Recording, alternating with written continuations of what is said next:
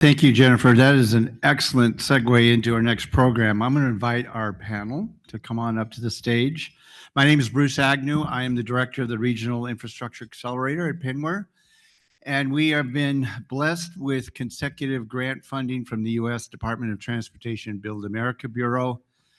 This is our signature session in 8 sessions starting this morning on trade and transportation. That is our Build Northwest track, as we call it. We start off talking about supply chains, federal funding. We're going to now shift to global shipping and the impacts on Northwest ports. And this afternoon, we'll be continuing on trade corridor discussions. We'll be talking about Interstate 5 and with our trucking folks from BC and Washington. And then in the afternoon, the last session will be on the Cascadia Corridor Rail Program, Burlington Northern Santa Fe's advances in AI, and then a look to the future on high-speed rail. So our session today is co-moderated. And I just have to say before we start that when we were putting this together, I thought, well, the best person to get to talk about the impact of shipping on ports in the Northwest, Canadian and U.S. ports, is the president of the World Shipping Council, who's in Washington, D.C., a former Coast Guard officer who worked with Steve Metrick. And so I just sent an email, and within 25 minutes, I got a response. Sure, I'd like to come out. So I was very, very happy because we could build the session around him. And then I found out that he spent a year on the soccer team at Bellevue High School, so he's a local Wolverine. Anyway, and actually they've been pretty good in football too for over the years. Jake Fye, you all know Jake. He's been a consistent advocate and friend for PNWER and followed us all over the PNWER region over many years. He is the chair of the House Transportation Committee and longtime leader in clean and sustainable transportation, a former Tacoma City Council member and director of Washington State University's energy program. He's championed major investments in transit, electric vehicles, and infrastructure. And we are delighted to have Jake co-moderate with Lori Otto-Punk. And now Lori, we've known a long time. The Washington Council on International Trade has always been the go-to trade alliance when we meet with our members of Congress. Recently, you had an excellent forum as we're all trying to figure out what the administration is doing with tariffs, and you had each of the members of the Northwest delegation up on a personalized, customized discussion with them, and it was very, very impressive. Lori has been leading WICET since 2016. And has previously, she was a founder of Avalon Public Affairs and brings experience from leadership roles at Starbucks, Microsoft, and the U.S. Senate. Lori is a fellow of the U.S.-Japan Leadership Program and a former member of NASDAQ's Public Policy Advisory Committee. So I think we have 2 excellent moderators, co-moderators from the private sector and the public sector, and I'm looking forward to the program. Jake, do you want to start? Or Lori? Okay. Thank you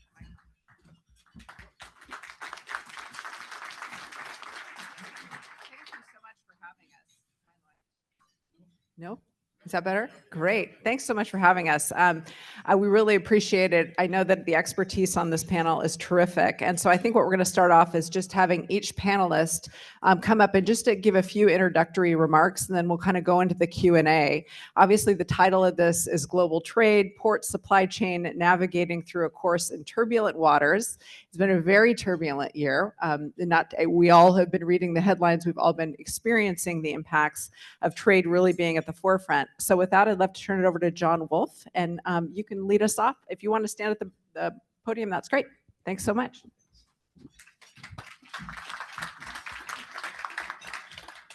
Well, good afternoon. My name is John Wolf. I'm the CEO of the Northwest Seaport Alliance, and I assume that I am driving here. Is that correct? There we go. Okay. So I'm going to tell you a little bit about. Is this? I think he's got it. He's got it. We're good. Yeah. Okay. Thank you. I'm going to tell you a brief story about the Northwest Seaport Alliance, what we're focused on, and then I know that we'll get into some important questions about trade and tariffs and things of that nature. What's important for me to highlight right out at the outset is that we formed the Northwest Seaport Alliance about 10 years ago. So we're celebrating our 10-year anniversary.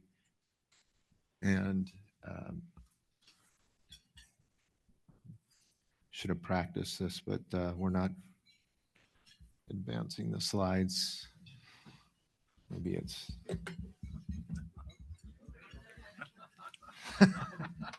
Someone's messing with me. So 10 years ago, we formed the Northwest Seaport Alliance, and I want to commend the commission at that time, the Seattle 5 elected officials and the 5 Tacoma elected officials that came together and said, listen, there's a better way for us as one of the most trade-dependent states in the United States with over 52,000 jobs, direct and indirect jobs created by the trade activities of these two ports of Seattle, Tacoma, to come together rather than compete with each other, because we're competing on a global scale. And when we travel the world to visit our customers, we talk about our separate terminals, yet we talk about a single gateway of Puget Sound, and that's the Northwest Seaport Alliance. These two great assets, the harbors of Seattle and Tacoma. And so our team was formed to oversee the supply chain and the customer relationships and all of operations around the cargo activities of these two great ports under a single enterprise. And I can tell you this, it has served us very well. Our customers respond greatly to the fact that we are focused as a single gateway rather than two individual ports competing with each other. So it's been successful over the 10 years, not without its challenges, yet I can tell you that we're all in and we're looking forward to the next 10 years. I mentioned that we are one of the most trade-dependent states in the United States, and I want to highlight right out again at the outset, we have our esteemed leadership from the state of Washington here with us today. We're so fortunate to have you here, Lieutenant Governor, and Derek's here, Senator Banky, others.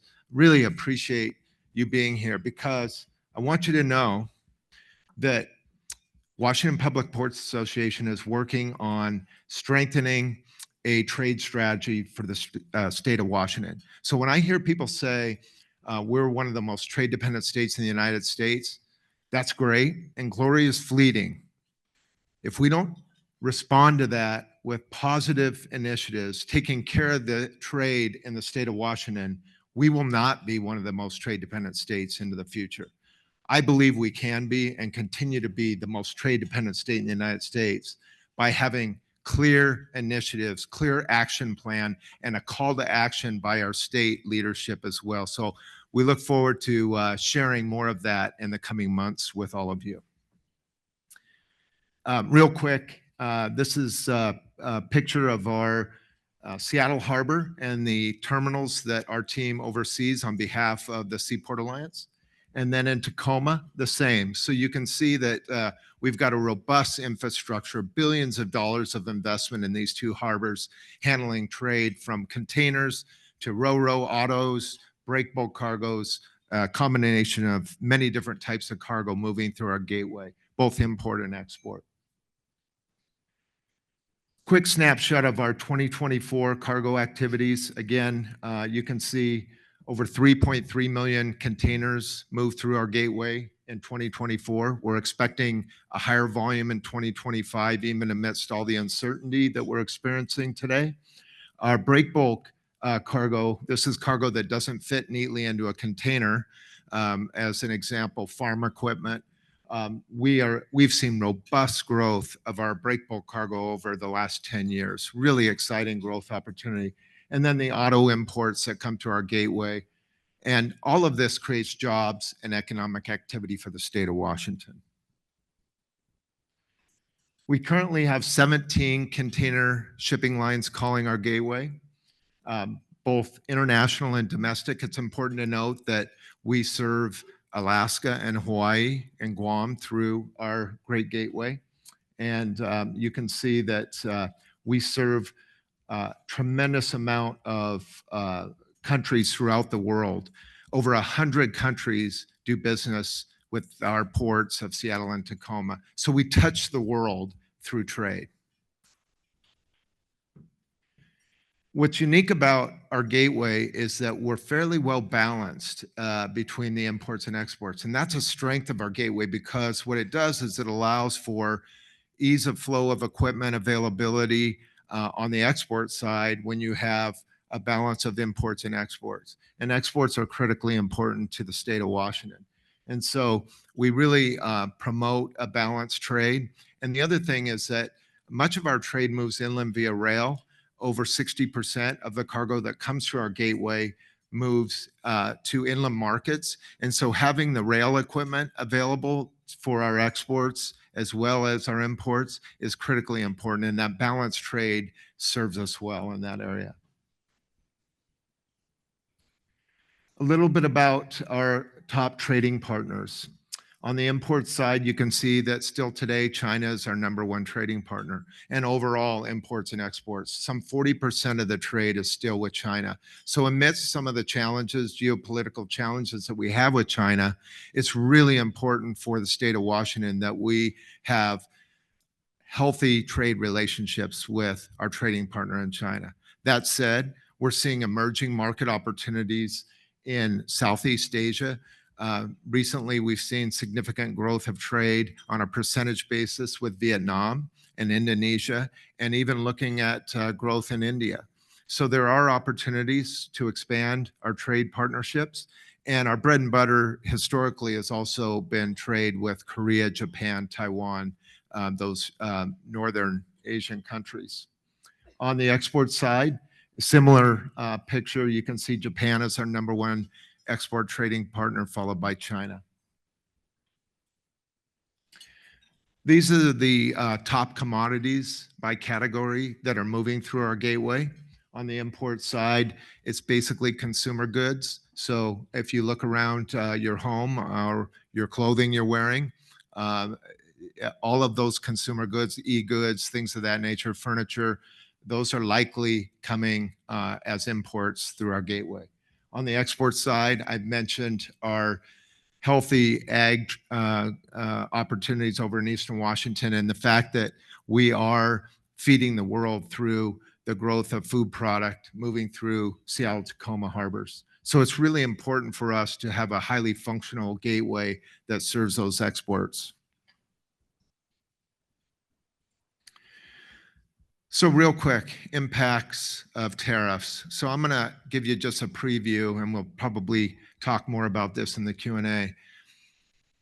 Since the beginning of the year, it's been highly unpredictable, the volumes that we're seeing and forecasting, as well as a very volatile market.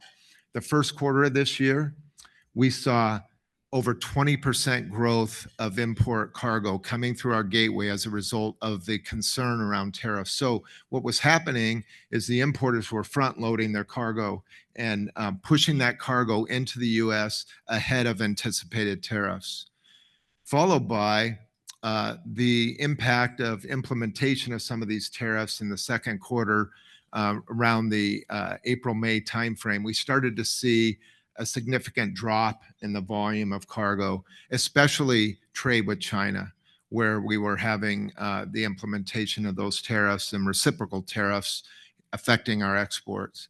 And so that was really frustrating for us, because that volatility makes it really difficult for us to manage operations during an unpredictable and volatile market. What's encouraging is that as of July, we're seeing that volume pick up again. So May, June were down months for us. And year to date through June, we were up about 5% as compared to 2024 on overall container volume through our gateway. And we're expecting a robust July. What is difficult for us to predict is what's going to happen the balance of the year. There are some that say, we're going to continue to see volatility in the market. Others say that we expect to see a strong August, September, and then trending off in the balance of the year. I would say that it's going to be highly dependent upon trade agreements and what happens at the federal level with federal policy. So we're watching that closely, and we're also trying to influence policy. So we spend a lot of time in Washington, D.C. trying to influence policy and helping the administration understand the implications of federal policy decisions on trade, and especially the trade in the state of Washington. We also have responded to our customers because they are critical for us in terms of communication and regular communication. So we're putting out weekly reports to our customers, feeding them as much information about what's happening in our gateway as we can so that they can plan accordingly. I mentioned that we have a robust intermodal trade. Again, some 60% of the cargo moves inland via rail to serve inland markets. So the rail service is critically important. Another key strategic initiative that we've been working on in partnership with other communities is our inland logistics hub strategy. Through great efforts by our team and the communities in North Dakota, Idaho, and now right in our own backyard in Tri-City area, we're establishing these inland hubs where we can serve the export market via rail versus truck, and hopefully have a balanced trade by establishing inbound loads going back into that market that then provide equipment for that export market. And I want to thank Ted Prince, who's here today with us. I know he spoke earlier. Ted's been a great partner with us in establishing an operation over in the Tri-City area. Also, I want to recognize Diane Howard, who I believe is with us today. Diane is the executive at the Port of Benton County, and she's a great leader, and they have tremendous opportunity as a partner with us in the Tri-City area as well. The last partner that I would mention is Port of Pasco, and Darigold is a great opportunity for us. So that's an emerging opportunity for us, and we want to capitalize on that. And for all of you that travel I-90 or Highway 18, taking trucks off the highway is probably important to all of you as well. So this strategy has some other benefits from an environmental and safety standpoint. We want to focus on best-in-class operations, and you can see the results of this focus effort on the rail dwell time. That's the time the vessels discharge the cargo, the time it is off to the inland markets. Our turn times, this is the time it takes for a truck once they arrive at the gate to get through the terminal and on their way, and then vessel productivity. And you can see the progress we made. I'm not going to run through these numbers, but through focused effort, we want to be that gateway that's best in class operationally. Real quick, we've got a very robust clean air strategy. It's a three-pronged strategy, and it's in partnership with the Port of Vancouver, BC, Seattle, Tacoma, focused on vessel emissions, reduction of vessel emissions, reduction of cargo handling equipment at the terminals, and reduction of emissions with our drayage truck community. Thank you for that brief introduction of the Seaport Alliance. Thank you, John. I look forward to the Q&A. I'm now excited to introduce Cherie, and I'm going to mispronounce your last name, so I'm going to let you do it. But he's the vice president, and I'm sensitive to it because my last name is Punk, and people always manage to mispronounce it. So anyways, he's the vice president of operations and supply chain at the Port of Vancouver. We appreciate your taking the time to tell us what's going on at Port of Vancouver. Thank you to PNWER, and my regards to everyone here. Great to be here and spoke in the earlier panel as well. So for the Port of Vancouver, is a federally regulated port at arm's length, works with an independent board of directors, but we are also the largest port in Canada. And when you talk about the largest port, last year we handled about 158 million metric tons of goods going through the Port of Vancouver. And the most diversified port in North America. So when you talk about diversification, we are predominantly an export-driven port, so bulk commodities like coal, agriculture, fertilizers, crude oil, canola oil, auto, cruise, containers, break bulk. We can handle it all. And we continue to drive economic prosperity for the Canadians and the Canadian economy. Now, what happened in 2024? I mean, in the backdrop, we had significant challenges in the supply chain in Canada. And despite those challenges, we came up with a record number. And our focus now is all on port optimization, supply chain resilience, and how we can actually be really agile and adapt to meet Canada's evolving needs as a trade. On the operational performance in 2024, a lot of headwinds, geopolitical tensions, tariffs, but a great news story for the Port of Vancouver. We still had a record year right now. Half-year volumes is another 6% up. 7% on the containers. We had some challenges on the auto because of the EV tariffs. So Tesla, Chinese-built electric cars were not coming in, but the capacity was immediately used by some other makers from Korea. And on the grain side, this year we have almost about 12% increase in the volumes of the grains. And so that's exciting. And also on the container, it's a great matchback ratio for us. So for Canada, and especially for the Port of Vancouver, we look at about for every inbound 1 container coming in or 1.5 container coming in for import, we have 1 export container. And that's huge, significant strength of the gateway as well, because we can match back the rail cars, as John was referring to, but also the strength of the gateway where the export commodities, as we look for trade diversification in new markets, the containers are available for all containerized movement. So great news story for the Port of Vancouver, and we are really looking and exciting about what the future looks like as we support Canada's trade diversification strategy and looking at different markets. The biggest success story last year was the Trans Mountain Expansion Pipeline, a 34 billion pipeline that now provides crude oil to Tidewater. And that was the biggest jump in both in the number of ships, but also the cargo throughput for the Port of Vancouver, almost about 700%. And we continue to expand on that to optimize and maximize the throughput through the pipeline. And we'll be launching dredging to make sure that the vessels can load to the full draft and make to the Asian markets. So that's, again, a great opportunity for us. The next opportunity on capacity development is our Roberts Bank 2 terminal expansion. And the terminal expansion, we have been talking this for a very long time. It took almost a decade to get to the permitting regime, but we are now shovel ready. We have the federal permit, we have the provincial permit. We are just undergoing through a Fisheries Act authorization that should come early next year, and is going to create 320 acres of industrial land and add 2.4 million capacity to Canada's trade. And that's, again, a great opportunity for the country. And at the Port Authority, we are very excited to kind of lead this project. So all in all, as I said, we're here for Canada. We serve all Canadians, very diversified port, highest concentration of many of the terminals, and we can handle those goods. And we are meeting the moment as we are heading into all the geopolitical issues and other stuff. Trade is strong, and the supply chain is performing extremely well, I would say.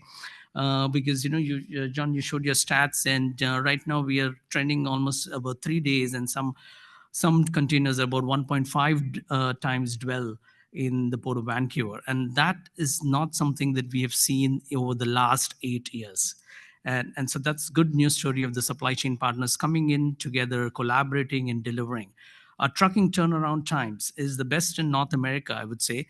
44 minutes, 45 minutes, 80% of the trucks come and goes out within the terminal within 45 minutes.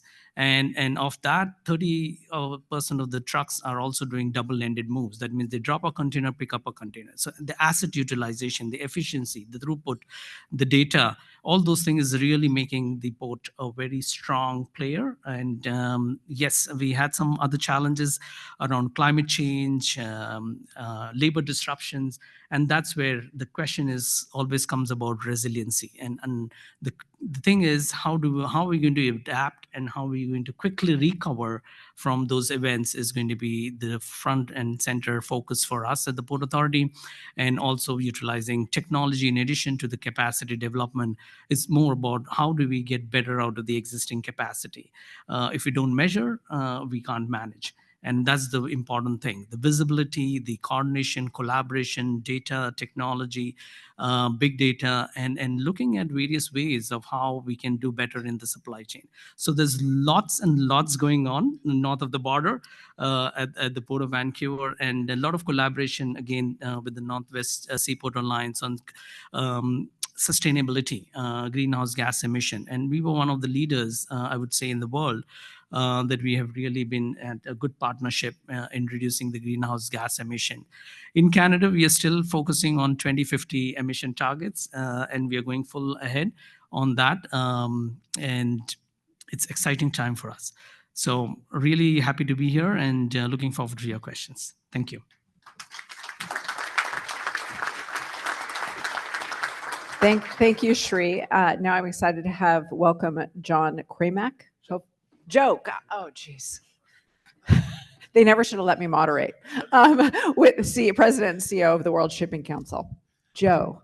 Thank you, Lori. So it's great to be here. I hardly recognize Bellevue. All these buildings weren't here when I went to high school here, that's for sure. So it's certainly all grown up. I'm with the World Shipping Council. I'm the president and CEO. If you're not familiar with the council, we represent 90% of the world's global tonnage. So all the container liners, as well as vehicle carriers. We have about 23 members. They're based in Asia, Europe, and here in the United States. So a really robust membership. We have offices in Singapore, London, where we have consultative status at the International Maritime Organization, Brussels to be before the European Union, and in Washington, D.C. And I guess I'd just say, so that we leave time for the panel, it is very challenging, as you all have been talking about this week, to trade globally on the ocean leg, which is the longest leg.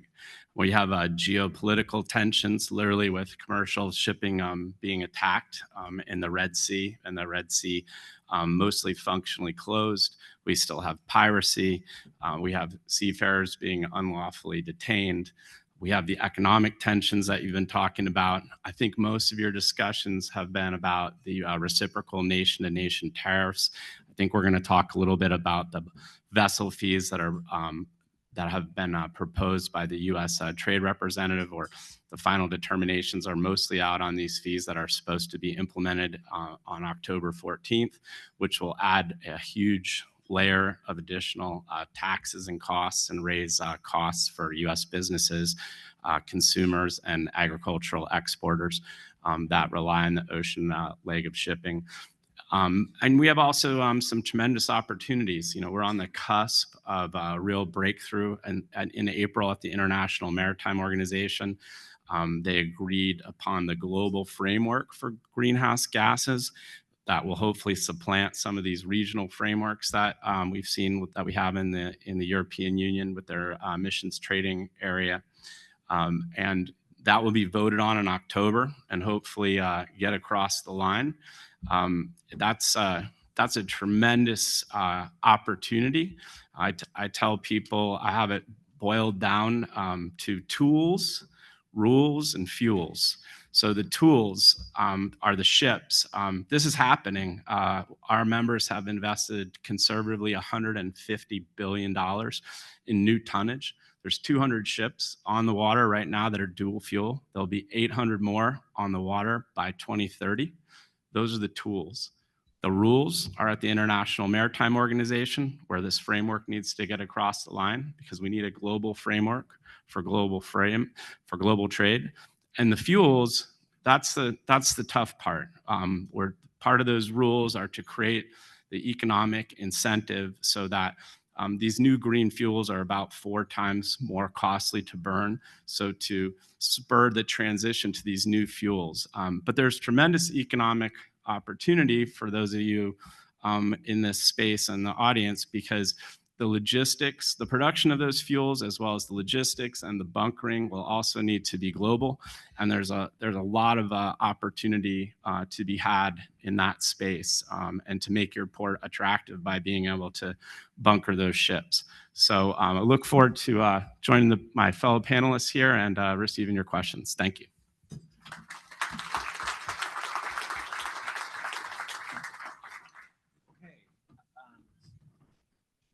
Let's get some response for about 6 minutes or so to Mr. Kramer's response, Mr. Wolf and Mr. Madawal. Anything you heard the new or anything that you might see differently in from your perspectives?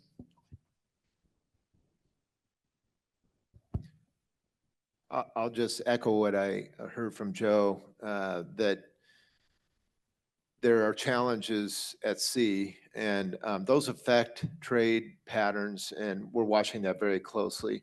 I think also with the federal policies around fees on vessels that might be calling U.S. ports, that's a great example of where we are leaning into help the federal government understand the potential negative externalities of what might be a goal to increase shipbuilding here in the U.S., creating more jobs in the maritime sector, which in and of itself is great, and we support that. We need to make sure that as we look at those policies, we also consider the loss of jobs associated with the loss of cargo around federal policy. Because that's critically important to the United States and certainly to our state of Washington.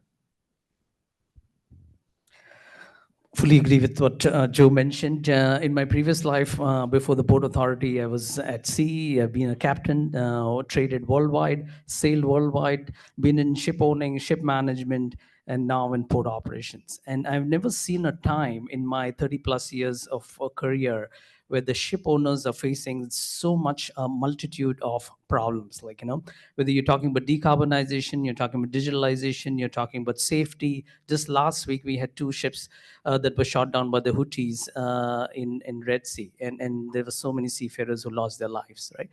And getting to the new fuels, training, equipment, and all that costs money. And as Joe was saying, there's a lot of good intention to move ahead. But there's a lot of challenges, and the question is going to be from the policymakers is, and how can we provide that certainty to the ship owners on what type of ships are going to be coming, what are the standards, and how they're going to actually really support the trade. 90% of the trade, global trade, moves by ships, and it's not that you can move by any other modes of transportation.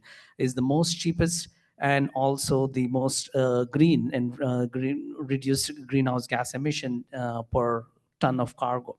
And so it's a great industry, but the question is how we can support that at all levels of the government, but also from the port authorities and look at that. So again, fully agree, and I do have my sympathies with my fellow ship owners.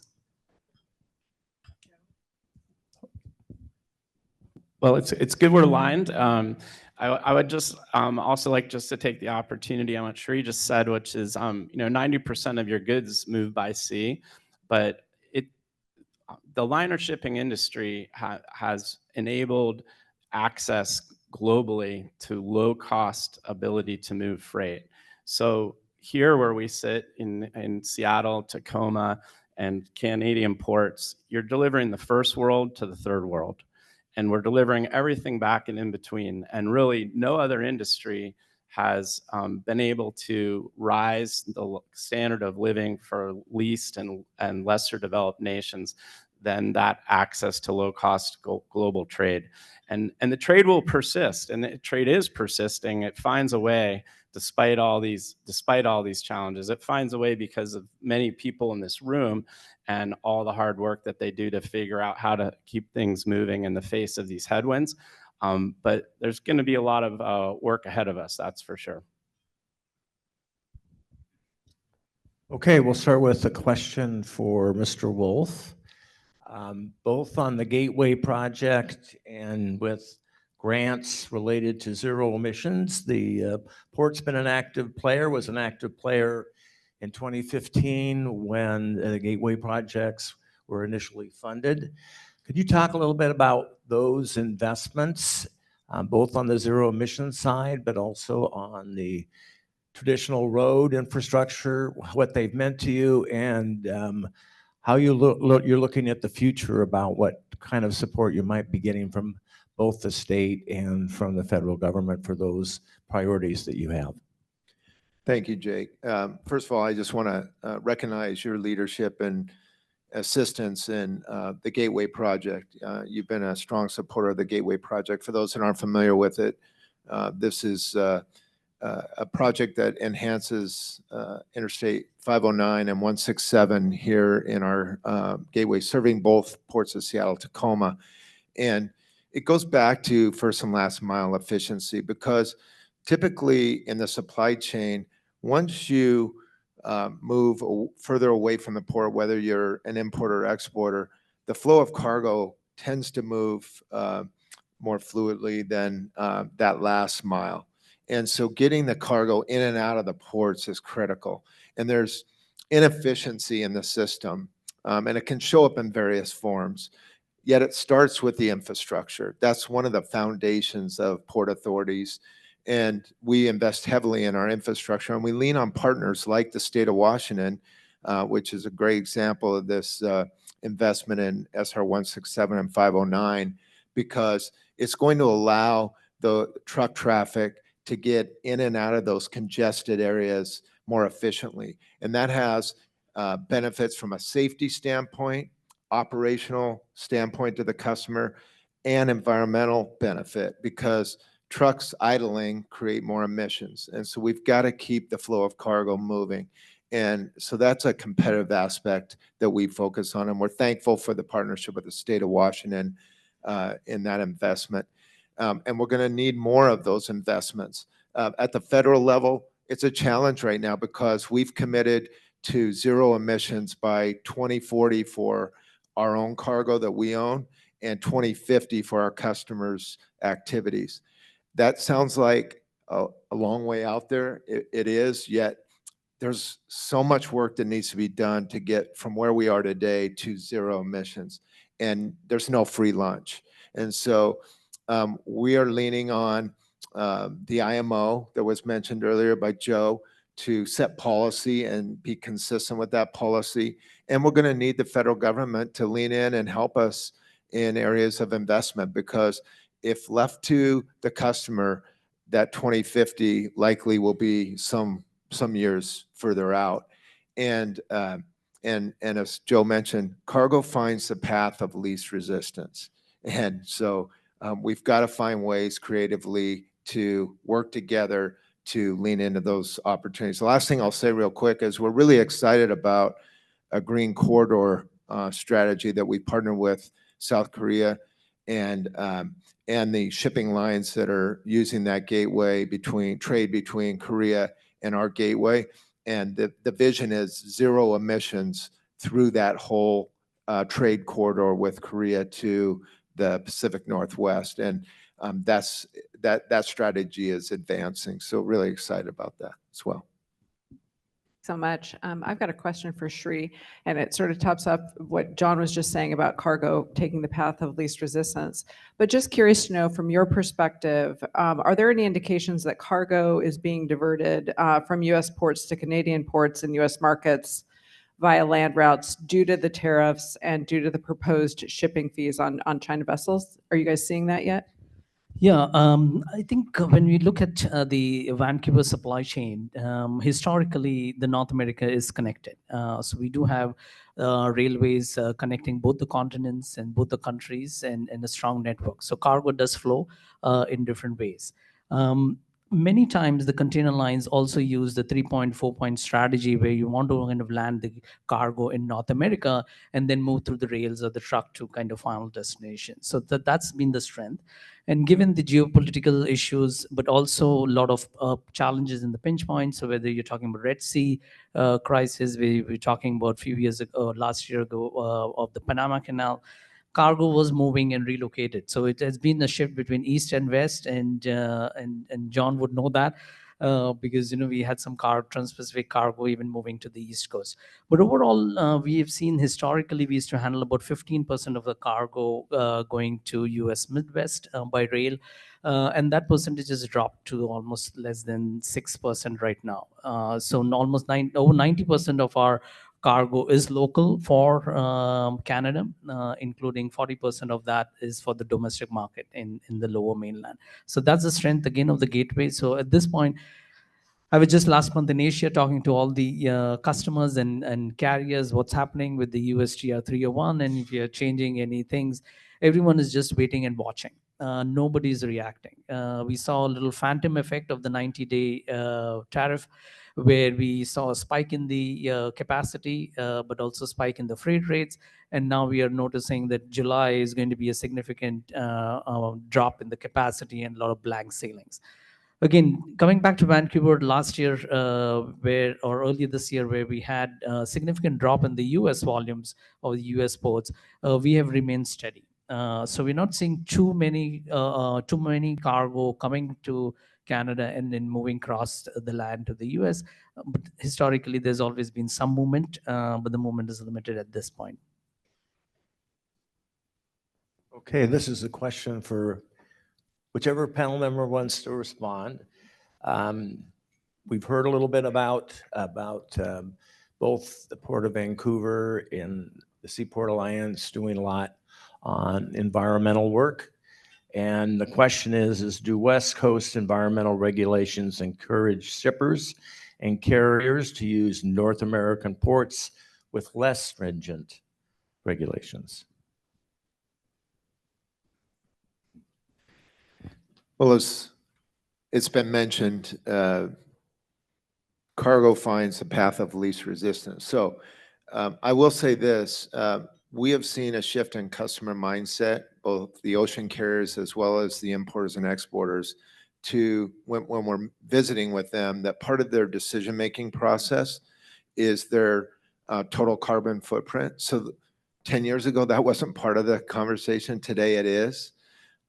Yet, I will say that cost matters at the end of the day. And especially in times of challenge in the economy, customers are going to focus on cost and service. They go hand in hand. And so we need to be cost conscious as we look to implement some of these strategies on cleaning the environment and as we grow our business. And I think in the past, we've seen some of that uncertainty create shifts in cargo to other gateways, say the Gulf or East Coast to the United States. Less so today. I would say it's more about, we're seeing those shifts occur more so when there's disruption in the supply chain, whether it's an employer labor disruption or something to do with the global supply chain, whether it's the Red Sea or something in the Panama Canal that affects trade patterns. That's when we see shifts or heavy congestion at ports, less so with the environmental regulations. In terms of emission control, and especially you're talking about on the marine side and marine shipping, not the inland kind of thing. Overall in the world, if you've seen any success on sustainability, it's all about regional cooperation. Because on sustainability, on environment, on greenhouse gas emission, you won't be able to kind of compete on that because the cargo is all going to follow the least resistance. And collectively, whether the emission is occurring in Seattle, Tacoma, or Vancouver, it's still impacting our local environment. So when we have seen that in European Union, where all countries come together and implement a policy, in North America, we have not seen that as yet, but we have seen some close cooperation between the Port of Seattle, Tacoma, Northwest Alliance, Vancouver, trying to kind of create those standards for shipping. But for collective success, I think we need to kind of look at the regional collaboration and trying to attract more and more cleaner and greener ships coming in. And at the Port of Vancouver, we're leading. I mean, Joe did mention about bunkering and alternative fuels. Every ship owner is struggling. Is that okay? I want to invest in new ships, but what fuel type I should use? Because you cannot multi-purpose a ship for various fuel type. And if someone is spending $200 million in an asset, the ship owner wants the flexibility to trade worldwide. And the decarbonization journey and great work on the IMO front to kind of put in some good regulations. But the challenge is, what is the type of fuel? And in BC, we are blessed with the ample supply of LNG. And we last year, we introduced LNG bunkering to all the ships. And so far, we have bunkered LNG to oil tankers, cruise ships, container lines, and also auto carriers. So again, first port in North America to kind of offer LNG bunkering, and we continue to work on the methanol and ammonia as alternative fuels as well. I think the key is to kind of build that ecosystem, but the regional collaboration between the policymakers, between the operators, between the ports is going to be the cornerstone of success in order to get to the zero emission.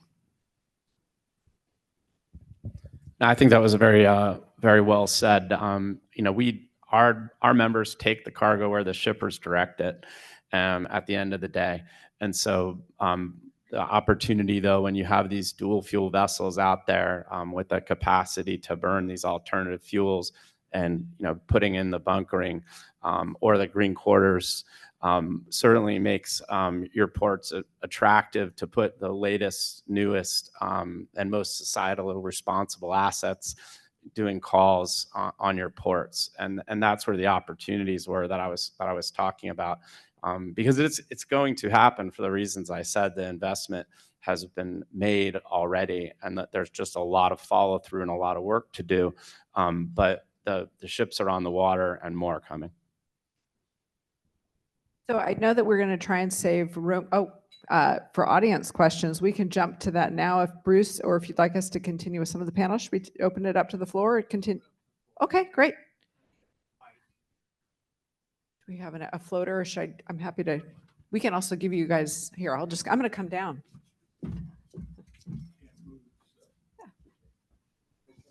We'll come to you.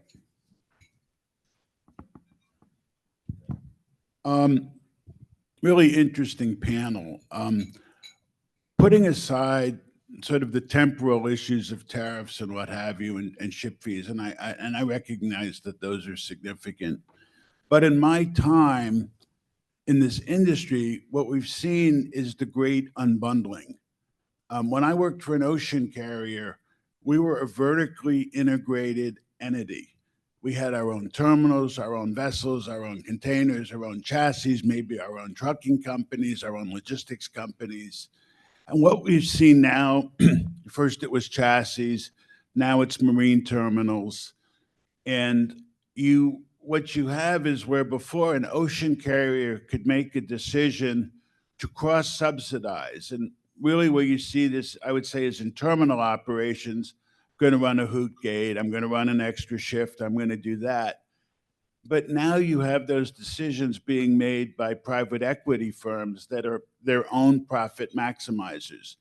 So as the stakes for investment go up and the ocean carriers become more and more unbundled, how do we then, you know, as a port or Joe representing your members, how do we optimize it when it's really sort of in the profit system, everybody's out for themselves? We're maximizing locally, not globally. Ted, very great question. Vertical integration for any supply chain partners, you would know that vertical integration is always best because you can control, you can manage the costs, you can pass it on and deliver service reliability. What we are seeing now in the global trade, where more and more terminals are now being owned and operated by the ocean carriers, because they want to kind of reduce the risk in terms of the terminal operation and final delivery to the customer. One of the great example in the industry of container alliances is the Gemini Alliance, which was launched, Gemini Corporation that was launched earlier this year. This is cooperation between Hapag-Lloyd, Maersk, and various railways and terminal operators. And they promised 90% reliability to their customer. And when they presented the first idea last year at the TPM conference, the Trans-Pacific conference in Long Beach, the room of 3,000 people were kind of smirking and not believing what they were saying. And they started the service in February, and in Vancouver, they have achieved 100%. 100% reliability, 3 turnaround times back to the Asia and back here.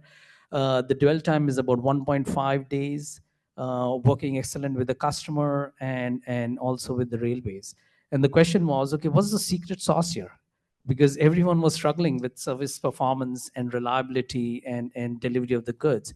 But again, the cooperation, the collaboration, the commercial arrangements and dependencies, all those things are all going to be key for that.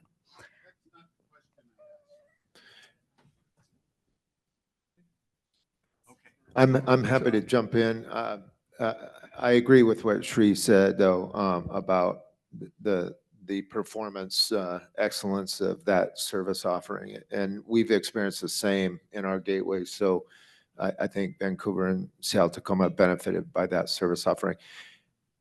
I hope I understand your question, Ted. Here's my simple answer. We're a public business. We're public stewards of these assets. In the past, we've handed the keys over as a landlord port to private companies that make decisions independent of the Port Authority.